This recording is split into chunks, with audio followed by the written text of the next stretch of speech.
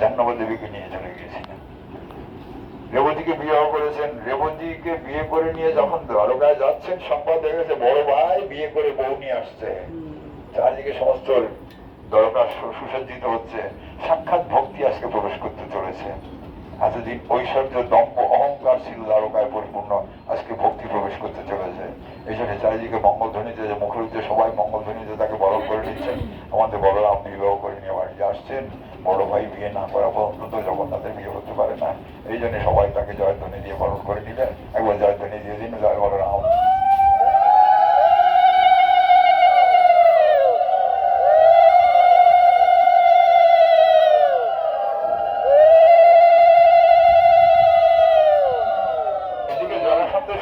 শ্রীকৃষ্ণ বললাম পুড়ে মরে গেছে, কিন্তু সংবাদ হলো না না দ্বারকা পরিনির্বাণ, আজকে একটু সময় দিতে হবে।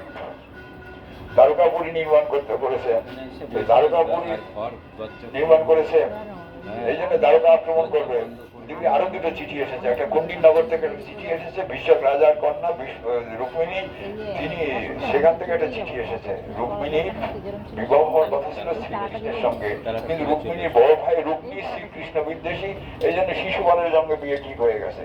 কালকে শিশুপালের সঙ্গে বিয়ে।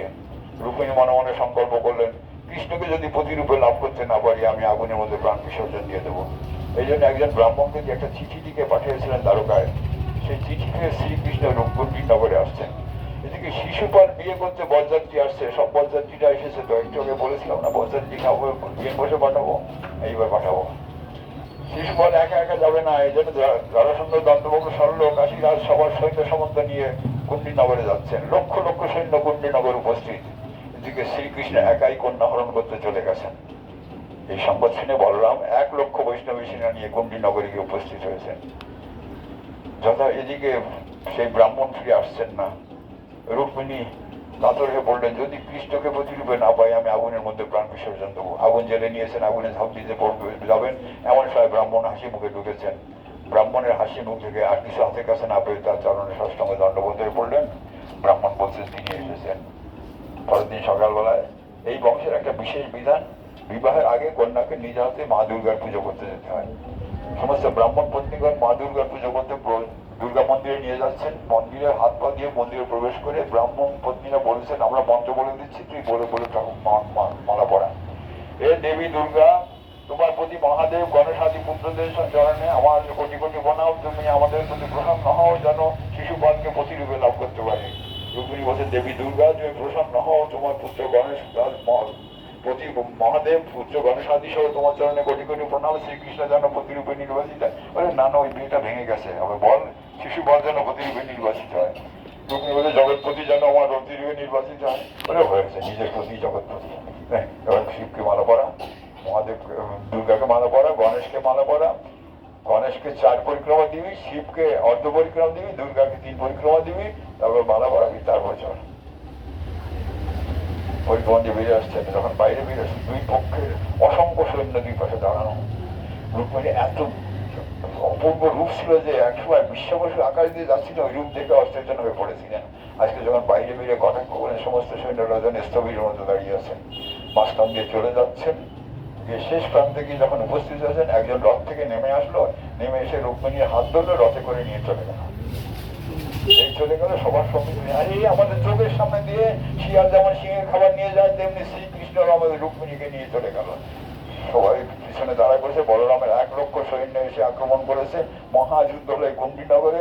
যারা বরযাত্রী এসেছিল, বলেছিলাম না যে তাদের রসগোল্লা খাওয়াবো না স্যালাইন খাওয়াবো, এবার দেখাচ্ছে সব। কারো হাত ভেঙেছে, কারো পা ভেঙেছে, কারো মাথা ভেঙেছে, সব হসপিটালে গিয়ে ভর্তি হয়ে গেছে।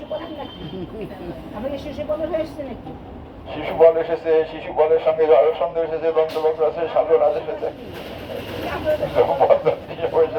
সব হাসপাতালে পাঠায় দিয়েছে। এদিকে রুক্মিণী এসে প্রতিজ্ঞা করছে, যদি আমার ভগ্নীকে যে হরণ করে নিয়ে গেছে তাকে বধ করে যদি ফিরিয়ে আনতে না পারি, আমি অবশ্যই আর কোনোদিন এই কুন্ডিনগরে ফিরবো না। রথ নিয়ে কৃষ্ণের পিছনে তাড়া করলেন। দূর থেকে 3টা বাণ কৃষ্ণের পিঠে বিদ্ধ করে দিয়েছেন। শ্রীকৃষ্ণ 3টা বাণ তুলে নিয়ে একটা বাণ দিয়ে রুক্মিণীর রথটা ভেঙে দিয়েছেন, দ্বিতীয় বাণ দ্বারা রুক্মিণীর দাড়ি গোপ চুলের অর্ধেকটা কেটে দিয়েছেন, তৃতীয় বাণ দ্বারা সাদা রং করে দিয়েছেন। বলরামের এই বিরূপ অবস্থা দেখে তিনি বলছেন, এটা কি করেছো? লোকে তোমার নিন্দা করবে। কৃষ্ণের শ্যালক নিশ্চয় কোথাও চুরি করতে গিয়েছিল, ধরা পড়ে গেছে, এই জন্য কৃষ্ণের শ্যালক বলবে, তোমার নামে নিন্দা হবে। আপন যদি কোনো বিরাট অপরাধও করে তথাপি তাকে এরূপ করতে নেই। এদিকে বললাম দ্বারকায় সংবাদ শ্রীকৃষ্ণ আসছেন মহালক্ষ্মীকে নিয়ে আসছেন। লক্ষ্মী এতদিনে চঞ্চলা ছিল, আজকে লক্ষ্মী স্থায়িত্ব লাভ করবে। এই জন্য সমস্ত দ্বারকাপুরী আজকে সাজা আছেন। লক্ষ্মীর আবির্ভূত হয়েছিল সমুদ্র থেকে, যখন আবির্ভূত হয়েছে সমস্ত দেবতারা বলছে মা তুমি আমাদের ঘরে চলো। বলছে না না তোমরা চঞ্চল মতি, তোমাদের কাছে যাবো না। অসুরে বললেন মা তুমি আমাদের ঘরে চলো। বলে তোমাদের ক্রোধ বেশি, তোমাদের সঙ্গে যাবো না। মানুষকে বললেন মা তুমি আমাদের ঘরে চলো। বলে তোমাদের অল্প আয়ু, তোমাদের ঘরে যাবো না। ঋষিরা বলছে মা তুমি আমাদের ঘরে যাবো। বলে কোথায় যাবো, তোমাদের তো বাড়ি ঘরই নেই। দেবশ্রী নারদ বললেন মা তুমি আমার সঙ্গে চলো। বলে তুমি তোমার ঝোলার মধ্যে থাকবো, তোমার তো নিজেই কোথায় থাকো তার ঠিক নেই। দেবশ্রী নারদ জেগে বললেন মা তাহলে আমি তোমাকে অভিশাপ দিলাম, তুমি কোথাও থাকতে পারবে না চিরযান চলা। এই জন্য লক্ষ্মীর কোনো ঠিকানা নেই। সমস্ত দেবদেবীর ঠিকানা আছে কিন্তু লক্ষ্মীর কোনো ঠিকানা নেই। কারণ ঠিকানা তো তার হবে, তার উৎপত্তি স্থান যতদিন না পাবে ততদিন ঠিকানা হয় না। উৎপত্তি স্থান হলো শ্রী ভগবানের পাদপদ্ম। যেদিন কুর্ম ভগবানের চরণ থেকে লক্ষ্মীর আবির্ভূত ঘটেছিল, সমুদ্র থেকে তার প্রকাশ হয়েছিল, যতদিন ভগবানের চরণ আশ্রয় না পাবে এতদিন সেই চঞ্চলন হবে। আজকে সেই লক্ষ্মী দেবী তার ঠিকানা নিতে চলেছেন, ভগবানের চরণে আশ্রয় পাবেন। চারিদিকে সমস্ত মঙ্গলধ্বনি হতে আরম্ভ করে সমস্ত দারোবাসী রাজাকে অভ্যর্থনা করছেন। বিবাহ অনুষ্ঠানে যখন বিবাহ মন্ত্র পাঠ করছেন সে বলছেন কে কন্যা সম্প্রদান করবে। এইবার তো কন্যা সম্প্রদান করার কেউ নেই। এদিকে বিশ্বক রাজা তিনি মনে মনে খুব আনন্দ পেয়েছেন। মন্ত্র ছিল কৃষ্ণকে কন্যাদান করে, ছেলের জন্য পাচ্ছিল না। এই জন্য চারিদিকে শোকের ছায়া হয়ে তখন সবার অবসরে তিনি দ্বারকায় চলে এসেছেন। তিনি প্রকট হলেন, নিজেই কন্যা সম্প্রদান করছেন, রুক্মিণীকে সম্প্রদান করছেন। যখন সমস্ত চারিদিকে জয়ধ্বনি দিচ্ছেন, মঙ্গলধ্বনি মোবাইল করে দিচ্ছেন,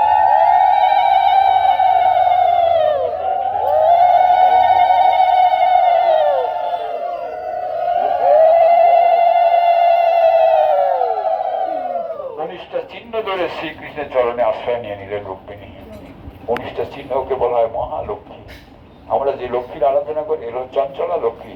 আজকে ভগবানের চরণে যে লক্ষ্মীর অবস্থান করছে তাদের বলা হয় মহালক্ষ্মী। শ্রীকৃষ্ণের ডান চরণে বুড়ো আঙুলটা যেখানে ভাঁজ হয়েছে এখানে একটা চিহ্ন আছে, জবের মতো চিহ্ন। এটা মহালক্ষ্মী জব চিহ্ন ধারণ করে আছেন। দিনের মধ্যে 2 মিনিট যদি এই চিহ্নটাকে স্মরণ করে তার এই জীবনে কোনোদিন খাদ্য অভাব ঘটে না। সেই জব চিহ্নের নিচে একটা সমান জায়গা, যেটা সেখানে সেই সমান জায়গাটা উপরে একটা চক্র চিহ্ন আছে। মহালক্ষ্মী চক্র চিহ্ন ধারণ করে আছেন।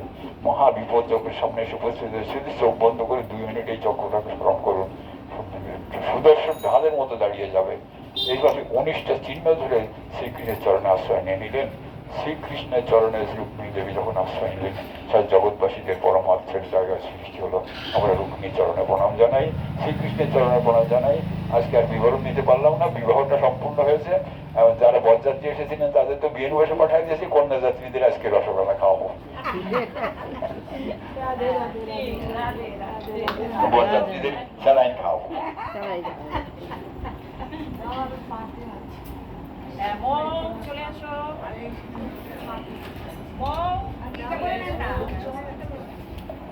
এর মধ্যে যারা চেনে তাদের কাউরে রাখবো না। অঞ্জনা কাউরে চেনে না, অঞ্জনা টুটি আসো তো, চেনা লোককে পাঠাবো না।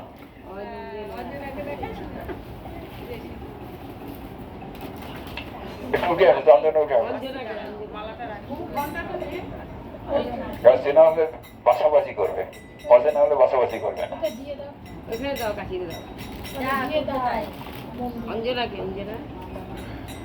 একটু উঠে আসো। যাদের মাথায় সিঁদুর আছে দেখবে তাদের যেটা হাতে ওঠে সেটা দেবে, 2টো জিনিস একজনকে দেবে না।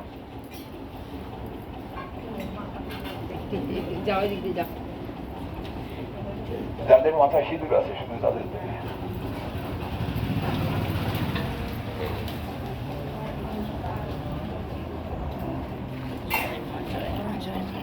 জয় জয় রাম।